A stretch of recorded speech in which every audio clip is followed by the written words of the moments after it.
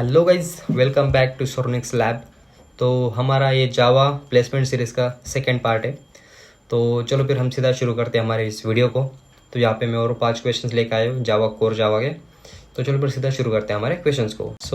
हमारा first question है, what is type casting. तो टाइप कास्टिंग का मतलब है हमें एक डेटा टाइप को दूसरे डेटा टाइप में कन्वर्ट करना है। जावा में ये कन्वर्जन तब यूज़ होता है जब डिफरेंट डेटा टाइप के बीच में ऑपरेशंस करने होते हैं। तो टाइप कास्टिंग में मेनली दो प्रकार होते हैं। एक तो होता है इम्प्लिसिटली और दूसरा होता है एक्सप्लिसिट। तो इम्प्लिसिट कास्टिंग ये ऑटोमेटिक होता है, जिसमें हम छोटे डेटा टाइप को बड़े डेटा टाइप में कन्वर्ट करते हैं। इसमें डेटा लॉस नहीं होता।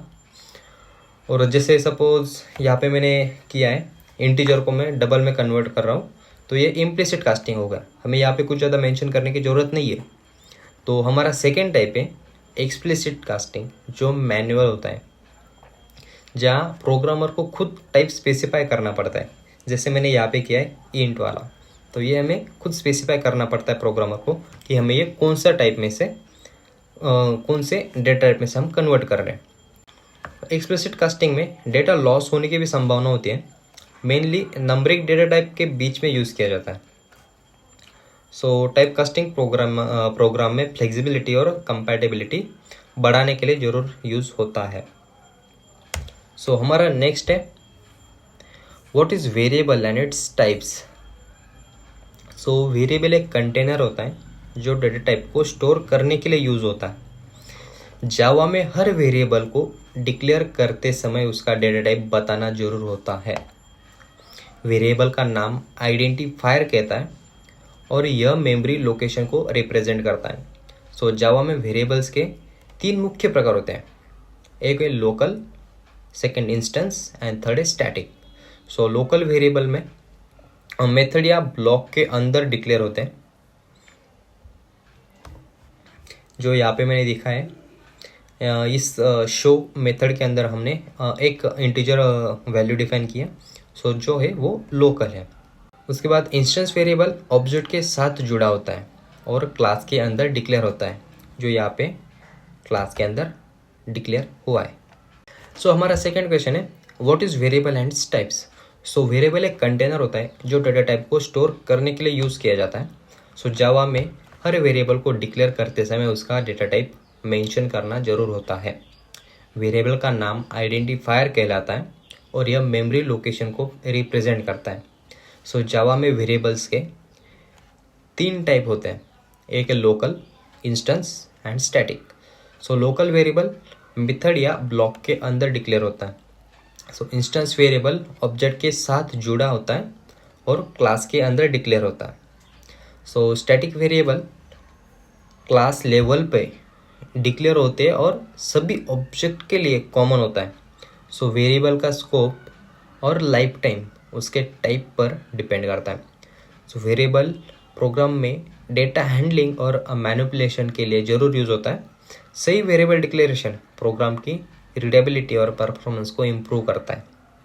अगर आप यहाँ पे देखोगे, मैंने यहाँ पे एग्जांपल भी मेंशन किया है।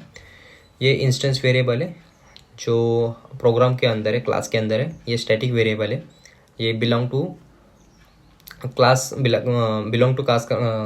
ये बिलोंग टू क्लास वेरिएबल है, ये क्लास से बिलोंग करता है सीधा। और ये है लोकल वेरिएबल जो कि मेथड के अंदर डिफाइन किया हुआ है।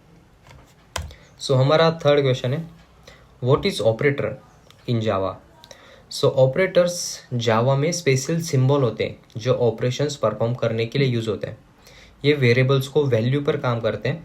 ऑपरेशंस कई प्रकार के हो सकते हैं, जैसे arithmetic, relational, logical, assignment, etcetera etcetera. यहाँ पे मैंने एक एग्जांपल लिया है, 2 वैल्यूज़ लिए और उसके ऊपर मैं ऑपरेशंस परफॉर्म कर रहा हूँ। यहाँ पे अरिथमेटिक है, जो कि यहाँ पे मैंने एडिशन का सिंबल लिया है।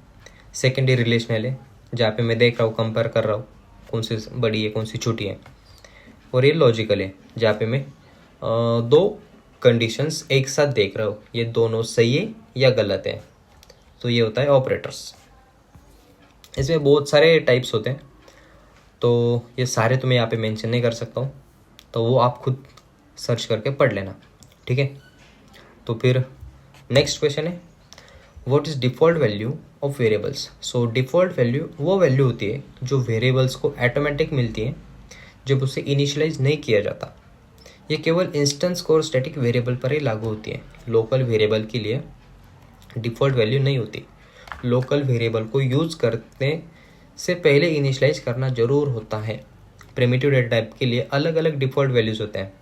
जैसे इंट के लिए डिफ़ॉल्ट वैल्यू 0 है, बूलियन के लिए फॉल्स और ट्रू है, उसके बाद स्ट्रिंग के लिए नल वैल्यू है डिफ़ॉल्ट। सो अलग अलग ये डिपेंड करता है डेटा टाइप पे, कौन सी डेटा टाइप है और उसकी डिफ़ॉल्ट वैल्यू क्या हो सकती है। ठीक है। सो नेक्स्ट है what is identifier. So identifier वह नाम होता है जो वेरिएबल्स को, मेथड्स को या क्लास को हम देते हैं। ये प्रोग्राम के एलिमेंट को पहचानने के लिए यूज़ होता है। आइडेंटिफायर लेटर्स, डिजिट्स या फिर अंडरस्कोर या डॉलर, ये सब से बन सकता है। ये किसी डिजिट से स्टार्ट नहीं हो सकता। जावा के रिजर्व्ड कीवर्ड आइडेंटिफायर के रूप में यूज़ नहीं कर सकते। अगर आपने यूज़ किया तो उसको एरर आएगा। आइडेंटिफायर केस सेंसिटिव होता है। अपर केस और लोअर केस में अगर नेम लिखेंगे तो अलग अलग हो जाएगा। आइडेंटिफायर मीनिंगफुल होना चाहिए ताकि कोड रीडेबल हो। सो नेमिंग कन्वेंशन फॉलो करना बेस्ट प्रैक्टिस है। स्पेशल कैरेक्टर जैसे @ हो गया, हैश हो गया, ये सब कुछ नेमिंग कन्वेंशन में अलाउड नहीं होते। सभी आइडेंटिफायर नेमिंग से कोड में मेंटेन करना आसान हो जाता है, इसलिए आइडेंटिफायर बहुत इंपॉर्टेंट होता है। सो आज के लिए बस इतना ही। बाकी के टॉपिक हम अगली वीडियो में देखेंगे। तो चलो फिर मिलते हैं नेक्स्ट वीडियो।